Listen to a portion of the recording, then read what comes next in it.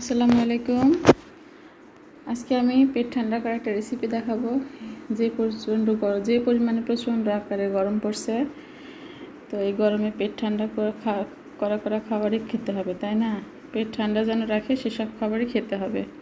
তো সেই জন্য আজকে আমি দেখাবো শিং মাছের পাতলা ঝোল, তাও সেটা হচ্ছে কাঁচকলা আর আলু দিয়ে।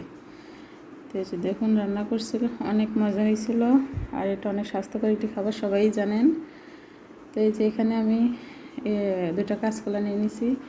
এটা আমার বাগানেরই কলা, আমাদের বাগানের কাঁচকলাগুলো অনেক মজা, একদম ফ্রেশ তাজা একদম। কাঁচকলাটা আগের দিন পাড়া হয়েছে, পরের দিন আমি রান্না করছি দুইটা দিয়ে। তো এই যে এখানে শিং মাছটা আমি ভালো করে বেছে ধুয়ে নিছি। আর এই যে এখানে ঘাড়ের এখান থেকে রগটা ফেলে দিতে হবে, সেটা আসলে অনেকেই জানে, আবার অনেকে হয়তো নাও জানতে পারে, এই জন্য আর কি দেখাইলাম। আর এই যেভাবে পিস পিস করে আমি কেটে নিছি।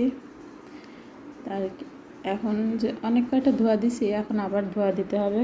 খুব ভালো করে ধুয়ে একদম ক্লিন করে নেব। দেখুন মাছটা একদম সাদা করে ফেলছি ধুয়ে।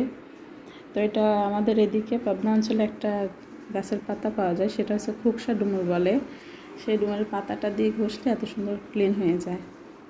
আর এই যে এখানে মাছের পেট থেকে ডিম বের হয়েছে, তেল বের হয়েছে, এগুলো রাখছি আমি। এটা মাছের ভিতর দিয়ে দিব। ডিমটা খেতে অনেক মজা হয়। আর এই যে এখানে আমি সব কিছু গুছাই নিছি। এখানে কাঁচকলা আলুটা ধুয়ে নিছি, টমেটো কেটে নিছি, ডিম আর তেলটা নিছি, আর ওখানে একটা মশলাই করে নিছি।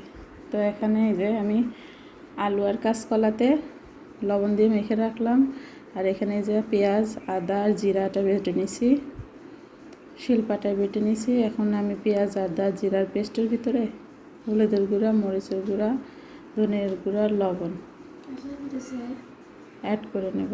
নিয়ে আমি এখানে ভালো করে একটা পেস্ট তৈরি করে নেব। তো সবসময় চেষ্টা করেন বাটা মশলায় রান্না করার। বাটা মশলায় রান্না করলে টেস্ট অনেক ভালো আসে। আমার দাদি তো সবসময় বাটা মশলা ইউজ করতো, গুঁড়া মশলা দেখতেই পারতো না। তো সেটা হচ্ছে টেস্টই আলাদা। তো এখন মশলাটা এক সাইডে রেখে দিলাম। এখন আমি কড়াইতে সামান্য পরিমাণে তেল দিয়ে তার মধ্যে আমি ভাজনাটা উঠিয়ে নিচ্ছি। আর আমি ভাজনা ওঠাতে কী দিই, আমার ভিডিও যারা দেখেন তারা অবশ্যই সবাই জানেন। পেঁয়াজ, রসুন দিয়ে দিলাম। আর যেহেতু এই মাছে আমরা গরম মশলা খাই, শিং মাছে, এই জন্য গরম মশলার ফোড়নটা দিলাম। তেজপাতা, দারচিনি আর এলাচটা দিয়ে পেঁয়াজ, রসুন দিয়ে এখন গোল্ডেন কালার করে ভেজে এর ভিতরে সামান্য পরিমাণে জিরাটা দিয়ে আমি উঠিয়ে নেব। আর এই ভাজনাটা পোড়ানো যাবে না, পোড়ালে তরকারি টেস্ট নষ্ট হয়ে যাবে। তো ভাজনাটা উঠিয়ে নিছি। এখন সেম কড়াইতে আমি কিছুটা পরিমাণে আরও তেল দিয়ে দিলাম 1 মুঠো পরিমাণে পেঁয়াজ কুচনো পেঁয়াজটা ভালো করে ভেজে নিয়ে এর মধ্যে দিয়ে দিলাম হলুদ মাখানো কাঁচকলা আর আলুটা দিয়ে এখন ভালো করে আমি ভেজে নিব।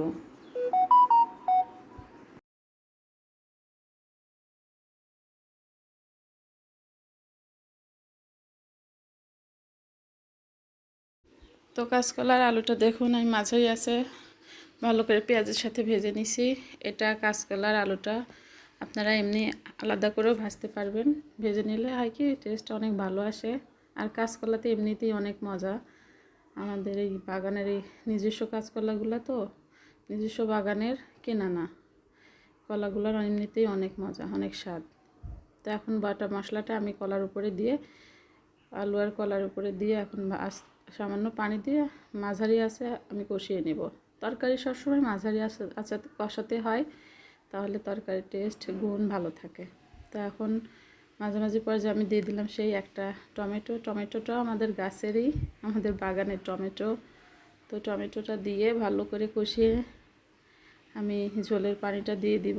দেখুন কষাইতে গিয়েই কত সুন্দর একটা কালার চলে আসছে।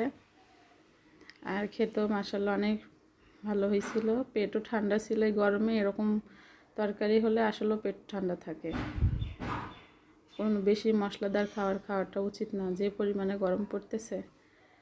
তো এই যে মশলাটা কষানো হয়ে গেছে, এখন আমি দিয়ে দিব মাছটা দেখুন আমি আরও ধুয়ে নিয়েছি, আরও একদম সাদা হয়ে গেছে। কোনো পেঁপের পাতাও দেনি, কোনো ভিনেগারও দেনি, কিচ্ছু দেনি। জাস্ট একটা পাতা দিয়ে ডলা দিলেই এই কালোটা উঠে যায়।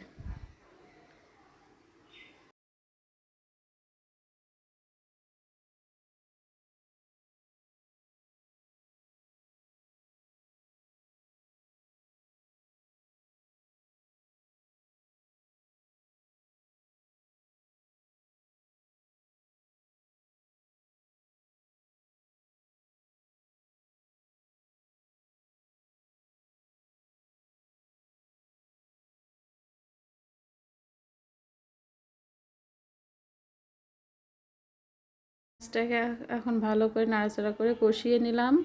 কষানো হয়ে গেছে। কষানো কম হলে কিন্তু মাছ দিয়ে একটা কেমন যেন একটা স্মেল আসে। তো এইভাবে কষালে অনেকক্ষণ ধরে আস্তে আস্তে হিটে কষালে বেশি একটা গন্ধ লাগবে না। তো এখন আমি ঝোলের পানিটা দিয়ে দিলাম। ঝোলটা একটু বেশিই দিব, যেহেতু পাতলা ঝোলটা আমরা খাবো, এই জন্যে আমরা ঝোলটা বেশি দিব। ঝোলটা দিয়ে আমি এই মাছটাকে ভালো করে জাল করে নেব। আর জাল করার পরে আমি যে ভাজনাটা বেটে রাখছিলাম সেই ভাজনাটা এর মধ্যে দিয়ে দিব। তুলে রাখছি সেই ভাজনাটা এখন বেটে নিব। ঝোলে এই যে ঝোলটাতে বলক চলে আসছে, এখন আমি দিয়ে দিলাম সেই তেল আর হচ্ছে ডিমটা দিয়ে এখন কিছুক্ষণ আমি জাল করে নিব। জাল করে নেওয়ার পরে তারপরে আমি মশলাটা অ্যাড করব। তো এই যে সেই ভাজা যে মশলাটা ভেজে রাখছিলাম ভাজনা, সেই ভাজনাটা বেটে রাখার পর এটা দিয়ে দিলাম। তো আমার চ্যানেলের যদি ভিডিওগুলি ভালো লেগে থাকে, আমি কোনো হাই লেভেলে ভিডিও করি না, জাস্ট সিম্পল ভিডিও দেই। আপনাদের কারোর কেউ উপকৃত হলে, কারোর কোনো উপকারে আসলে, ভালো লেগে থাকলে প্লিজ একটা সাবস্ক্রাইব করে দিবেন। তো এই যে দেখুন আমি ঝোলটাকে ভালো করে জাল করে নিছি, হয়ে গেছে কাঁচকলা আর আলু দিয়ে শিং মাছের পাতলা ঝোল। তো এই যে দেখুন ডিমটা দেখা যাচ্ছে। ঝোলটা এখন অনেক মজা হয়েছিল খেতে। এখন ঝোলটা আমি একটা বাটিতে ঢেলে নিব। হয়ে গেল গরম গরম শিং মাছের পাতলা ঝোল কাঁচকলা আর আলু দিয়ে। তো ওইভাবে কেউ খেয়ে দেখবেন। টমেটো ইচ্ছে হলে নাও দিতে পারেন।